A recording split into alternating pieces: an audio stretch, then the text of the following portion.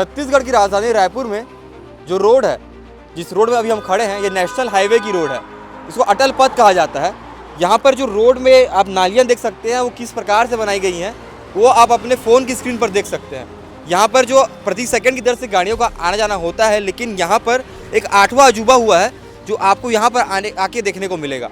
आमतौर पर होता यह है कि जो सड़क होती है, सड़क को ढलान की तरह बनाया जाता है ताकि जो पानी है वो नालियों में आ जाए।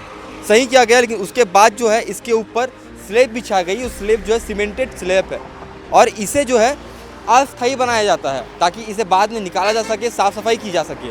और उसके बाद इसका जो हाल है वो आप देख सकते हैं। इसके ऊपर ही ये डिवाइडर बना दिया गया है। ये डिवाइडर जो है इसे होना था रोड के उस पार, लेकिन ये है रोड के इस पार और ये बना है नाली के ऊपर। तो कल को अगर पानी भर जाता है या किसी प्रकार से यहाँ पर कचरा फैल जाता है तो इसे साफ़ कैसे किया जाएगा? ये छत्तीसगढ़ की राजधानी रायपुर के नगर पालिक निगम से हम पूछना चाहते हैं। जैसे इसको बनाया गया है तो देखिए यहाँ पर कितनी सारी गंदगी फैल चुकी है। यहाँ पर जो है ये जो नाली है वो सीमेंट से भर गई है। ये सीमेंटेड नाली हो चुकी है, आप देख सकते हैं। तो कल को यहाँ पर साफ़ सफाई करनी हो या किसी प्रकार से इसे उखाड़ना हो तब फिर से आपको सारे काम फिर से करने पड़ेंगे। कहा जाता है छत्तीसगढ़ की राजधानी रायपुर में सड़क बनती है, सड़क बनाने के बाद ये याद आता है कि यहाँ पर पाइप नहीं बिछी है तो सड़क खोद दिया जाता है। और इसी चीज़ को देखते हुए फिर से खबर आप देखिए और बताइए कि किस प्रकार से यहाँ पर कुछ किया गया है।